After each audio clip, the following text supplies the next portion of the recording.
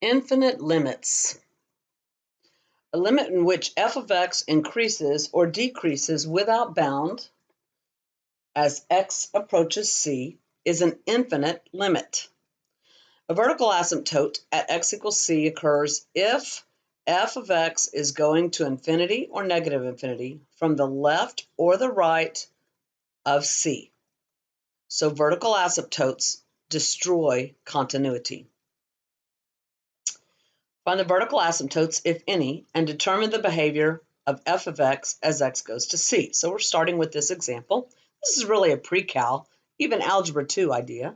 You can see that you know that there is going to be a vertical asymptote when x is 1 because that would be where the denominator would equal 0. Also, you can see that this is an even function because when x is greater than 1, this denominator is positive, squared will be positive. When x is smaller than 1, this factor is negative, but squaring it makes it positive. So we are reflecting across a vertical line, and that vertical line is x equals 1. Now, from pre-cal, you probably remember that it would look like this. And as x gets very, very large, we're going to level off at the x-axis where y equals 0. That's because our numerator is never 0, so we will never cross the x-axis. And this is what it looks like. Now, there is a memory technique of all the features you need to look for in a rational function such as this. It's called radii. We'll talk about it in class, but R stands for roots. Are there any? No. Numerator can never be 0. Are there asymptotes? Yes, when x is 1. And there will be togetherness around that asymptote because the exponent on that factor is even. Is there a point of tangency that would require the root to exist? There is no root, so there is no tangency. The end behavior, as x gets really large, this goes to 0. So if we get very large in the positive direction and very large in the negative direction for x, the y value goes to 0. And the y-intercept occurs where x is 0, so that's going to happen at 1. So let's throw the calculus concepts into it. We have a vertical asymptote when x is 1. As x goes to 1 from the left side, we are going to positive infinity. But how do I do that without using a calculator, without just sketching the graph? Let's think about this. If we're going to 1 from the left side, that is a number smaller than 1. So it's going to be very, very close to 0. But when we square it, it gets positive. So we are 1 over a very, very small number.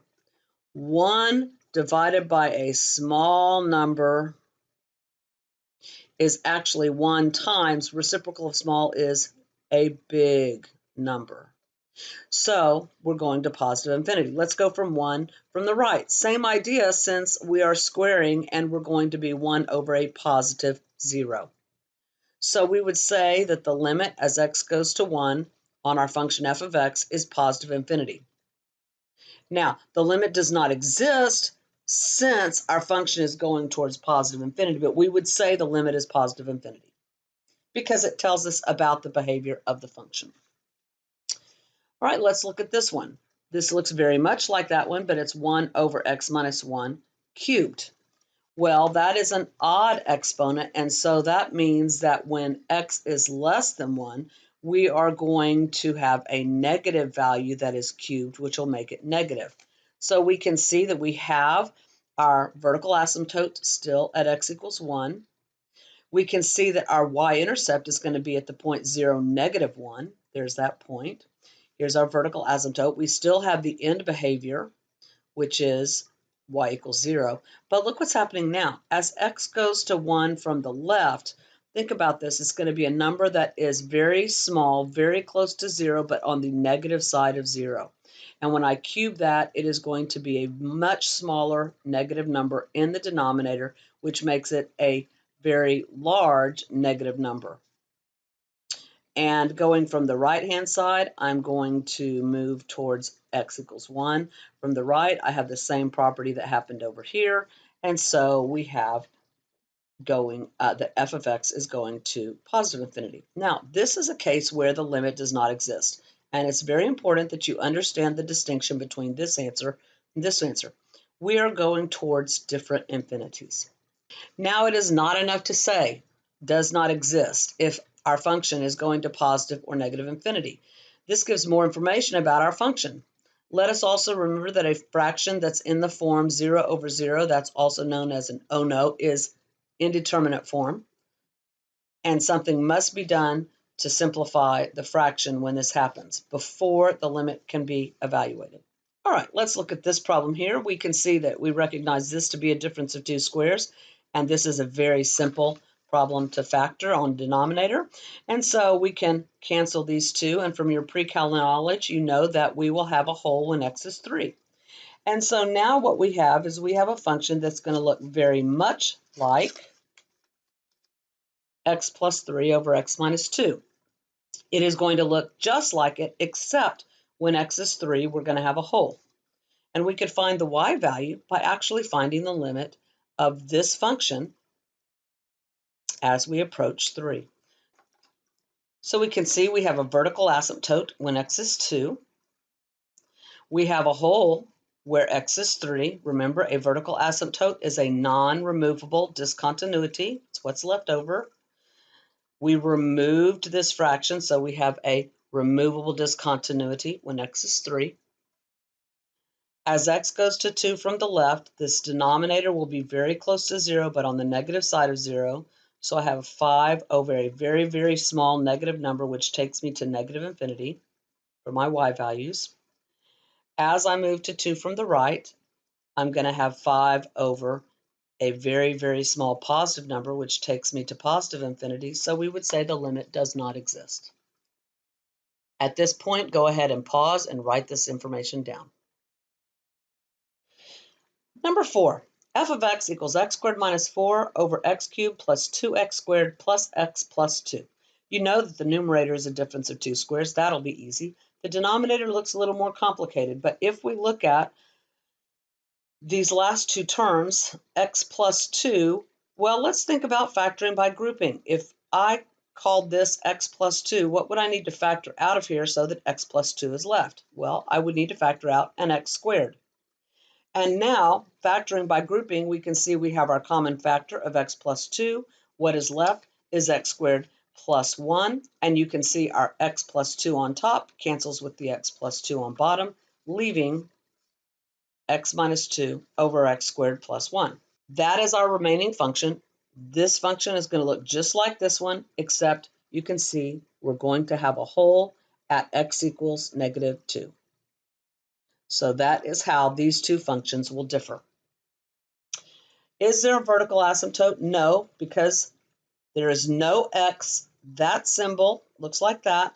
It's in mathematics, we call that such that. No x such that x squared plus 1 equals 0. So we do not have a vertical asymptote. So we do not have a non-removable discontinuity. Do we have a whole or a removable discontinuity? Yes, when x is negative 2.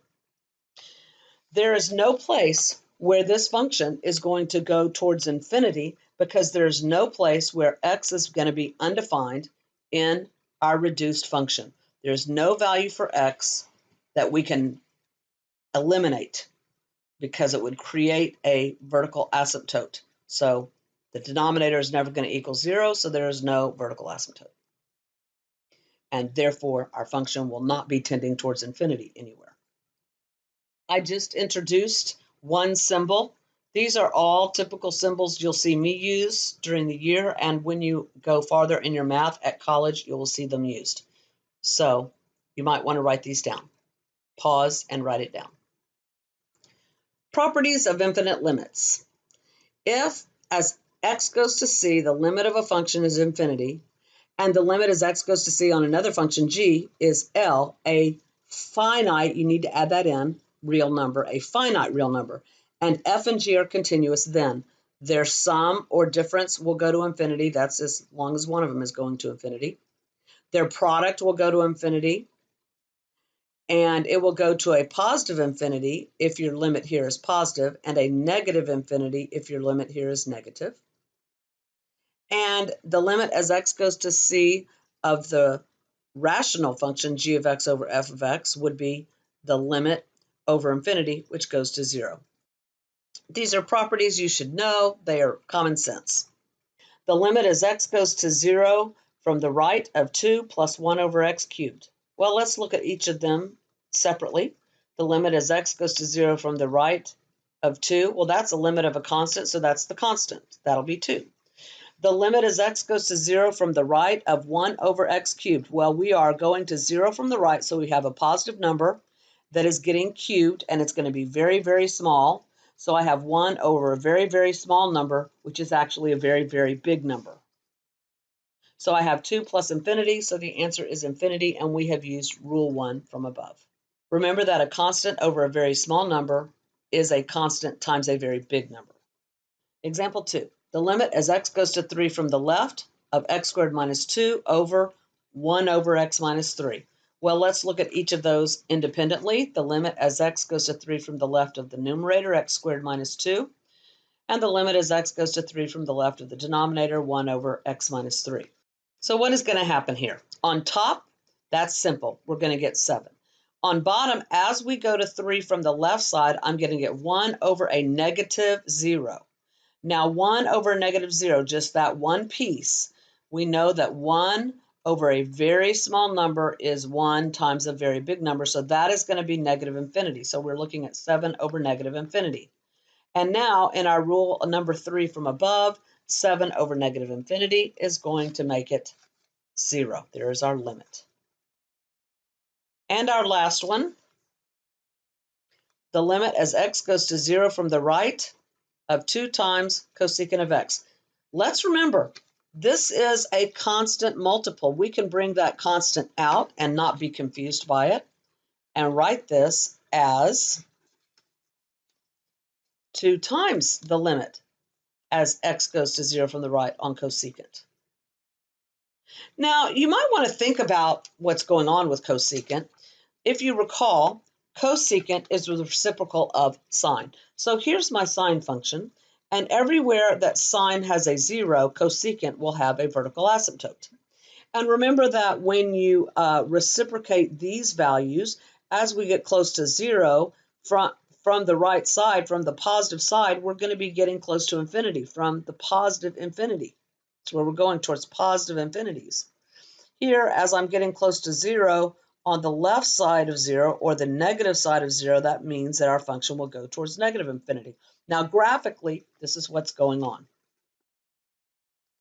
But in reality, we can't always sketch a graph and say what's happening. We have to do it analytically.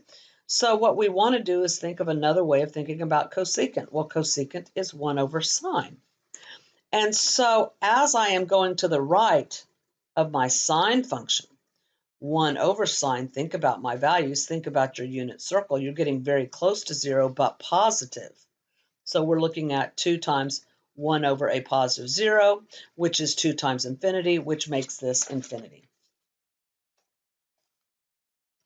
Another way to have thought about this is to have left the 2 inside, write cosecant as 1 over sine. So I would have 2 over sine of x, still gives me the same answer. Now you might want to write all this information down. Your TPs from section 1.5 are 3, 11, 19, 33, and 37. See you in class.